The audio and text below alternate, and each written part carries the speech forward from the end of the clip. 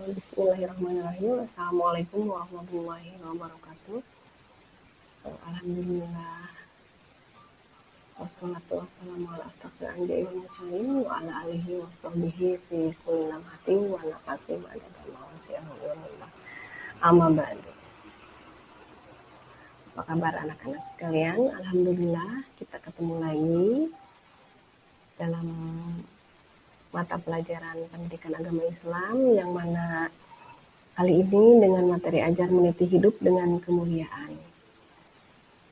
Sebelum berlanjut ke materi, mari kita sama-sama panjatkan puji dan syukur kepada Allah Subhanahu wa taala yang mana di kesempatan kali ini kita bisa menyaksikan dan mempelajari materi ajar kita kali ini ya.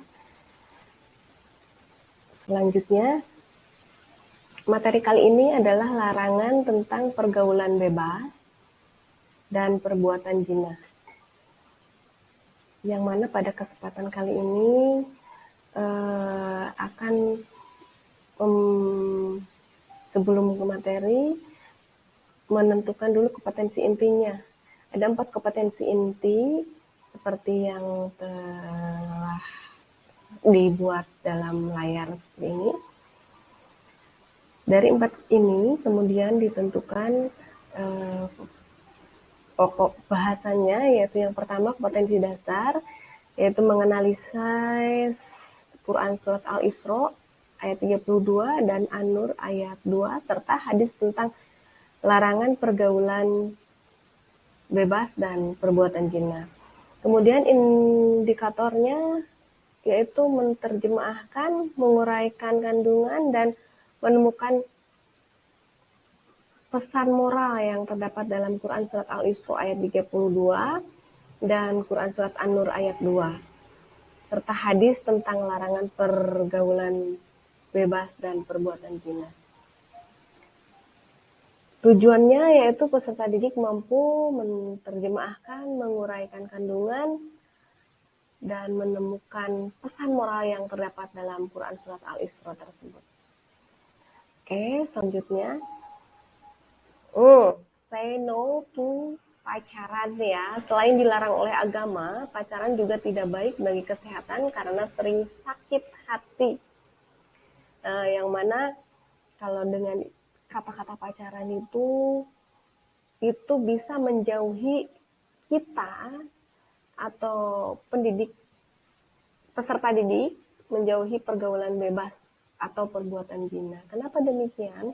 Karena perbuatan zina itu bukan hanya sekedar hubungan laki-laki dan perempuan, tapi mendekati perbuatan zina itu berawal dari pergaulan bebas. Yang mana pergaulan bebas itu bisa diawali dari pacaran terlebih dahulu. Oke, sebelum berlanjut, silakan mari kita berdoa dulu. Ketua kelasnya boleh membawakan doa terlebih dahulu. Bismillahirrahmanirrahim. Raditu billahi rabba wa bil islami dinar wa bi Muhammadin nabiy wa rasul. Rabbi zidni ilman warzuqni fahman bi rahmatika ya arhamar rahimin. Oke, walaupun kita tidak bertatap muka langsung, tapi tetap sebelum ke materi kita harus lakukan ini sebelum dimulai ya, selalu berdoa. Oke, lanjut. Nah, di sini ada dalil nakli yaitu Quran Surat Al-Isra ayat 32 dan Quran Surat An-Nur ayat 2, kemudian dilanjut dengan hadis. Nah, yang mana di sini? Yang pertama surat Al-Isra ayat 32 yang berbunyi Bismillahirrahmanirrahim. Wala taqrabul zina wa insakana fahisatan wa sa'asabila. Dan janganlah kamu mendekati zina, sesungguhnya zina itu adalah suatu perbuatan yang keji dan suatu jalan yang buruk. Kemudian selanjutnya ada surat An-Nur yang mana surat An-Nur tersebut menjelaskan atau dengan artian perempuan yang berzina dan laki-laki yang berzina, maka deralah tiap-tiap seorang dari kedua 100 kali dera. Dan janganlah belas kasihan kepada keduanya mencegah kamu untuk menjalankan agama Allah. Jika kamu beriman kepada Allah dan hari akhir, dan hendaklah pelaksanaannya hukuman mereka disaksikan oleh sekumpulan orang-orang yang beriman. Na'udzubillahi min dzalik, ya, dijauhkan dari perbuatan zina tersebut dan dijauhkan pula dari pergaulan bebas.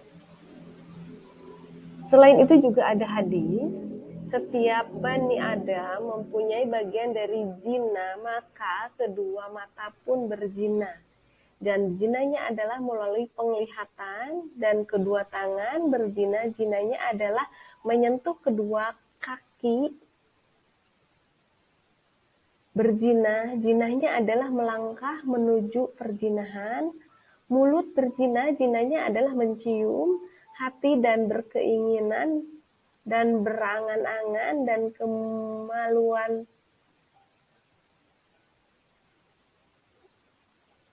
yang membenarkan atau menggagalkannya. Kemaluanlah.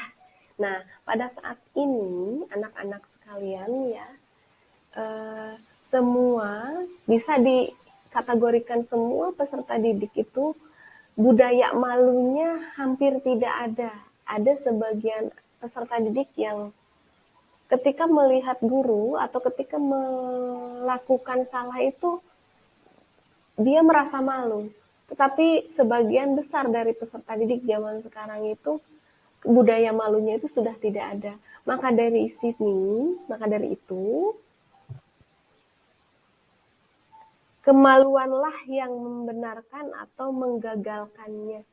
Maka budaya malu itu penting untuk mencegah tentang timbulnya pergaulan bebas dan menjauhkan kita dari perbuatan zina tersebut. Hadis ini adalah dari hadis riwayat Bukhari ya. Nah, selanjutnya apa sih pergaulan bebas dan perbuatan zina? Sini akan dijelaskan pengertian dari pergaulan bebas itu yaitu perilaku menyimpang yang tak sesuai norma dan ajaran agama.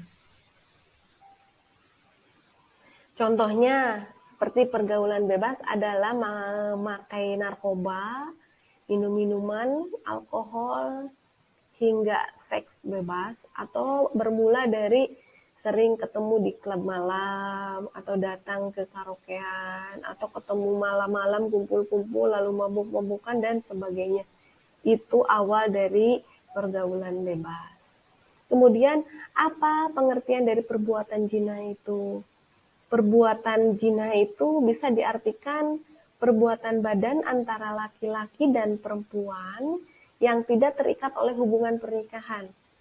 Kemudian secara umum, segala aktivitas-aktivitas seksual yang dapat merusak kehormatan manusia termasuk dikategorikan zina. Na'udzubillah min dzalik ya. Mudah-mudahan kita semua memahami, mengerti apa yang dilarang oleh Allah, apa yang tidak diperbolehkan oleh Allah itu dilaksanakan benar-benar dalam kehidupan, dan kita berusaha terus menjauhi pergaulan bebas dan perbuatan zina.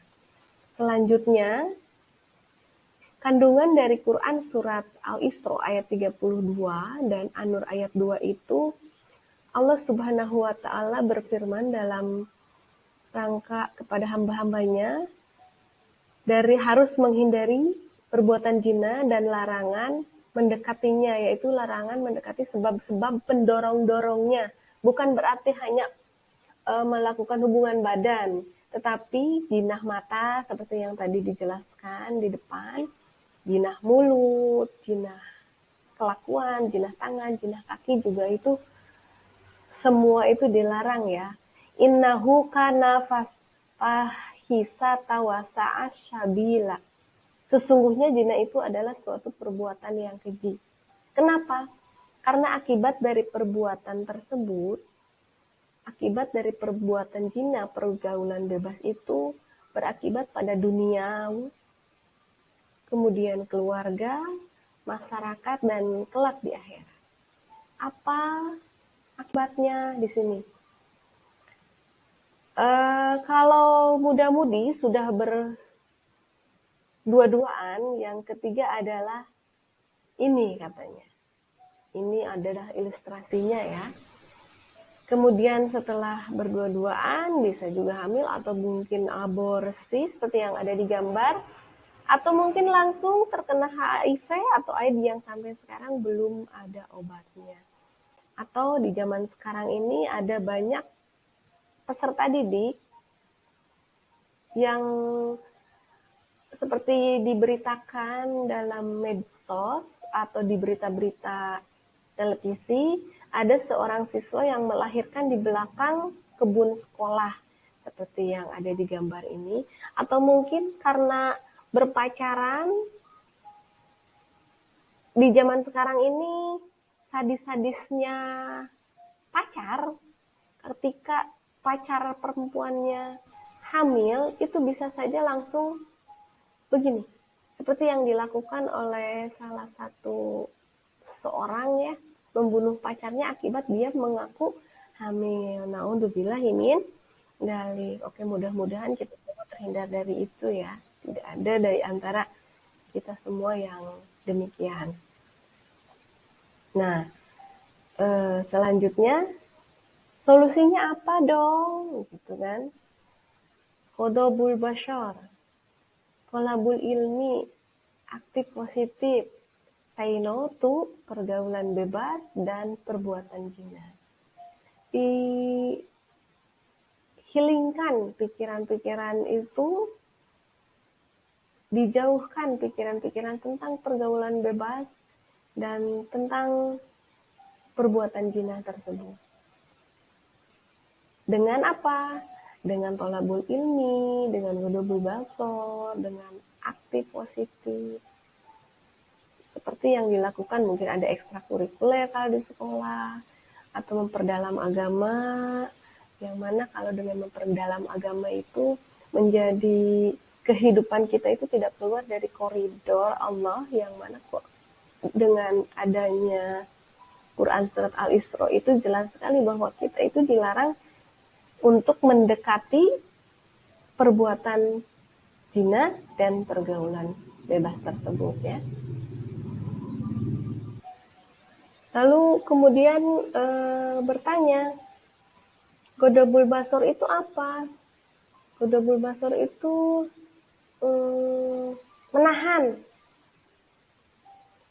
menahan atau juga menekan. Dengan kata lain, menundukkan pandangan kita terhadap perbuatan-perbuatan yang dilarang Allah tersebut. Ya. Jadi kita itu tidak boleh mengikuti hawa nafsu. Kita harus tetap menahan, menundukkan pandangan mata kita, dan menekan nafsu kita supaya tidak melakukan hal-hal yang di luar norma dan aturan agama tersebut. Lebih baik daripada kita memupuk hal itu, lebih baik kita tolabul ilmi, kita melakukan penambahan ilmu, menuntut ilmu yang lebih mendekatkan diri kita kepada Allah Subhanahu wa taala. Berpikiran positif itu juga jalan yang paling baik ya. Mudah-mudahan kita semua terhindar dari perbuatan itu ya. Kemudian, nah, sebelum menutup majelis, oh iya, nanti di-share di grup aja ya, itu ada link untuk pertemuan kali ini, daftar hadir, dan kemudian ada penilaian sikap, ada penilaian pengetahuan. Ibu share di grup terpisah ya, karena di presentasi ini Ibu lupa melampirkan, nanti Ibu share di grup aja linknya. Kemudian untuk pendalaman materi ini kita buat kelompok aja ya. Setelah dibuatkan kelompok, kita bikin laporan dan Ibu bikinkan Google Form-nya untuk kalian jawab pertanyaannya.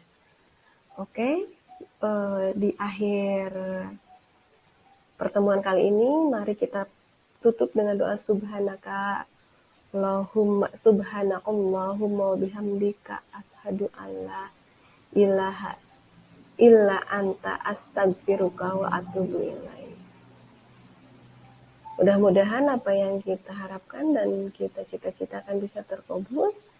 Dan dari Ibu sekian, mohon maaf apabila kurang jelas, nanti bisa dilanjut di grup ya. Akhirul kalam, Assalamualaikum warahmatullahi wabarakatuh.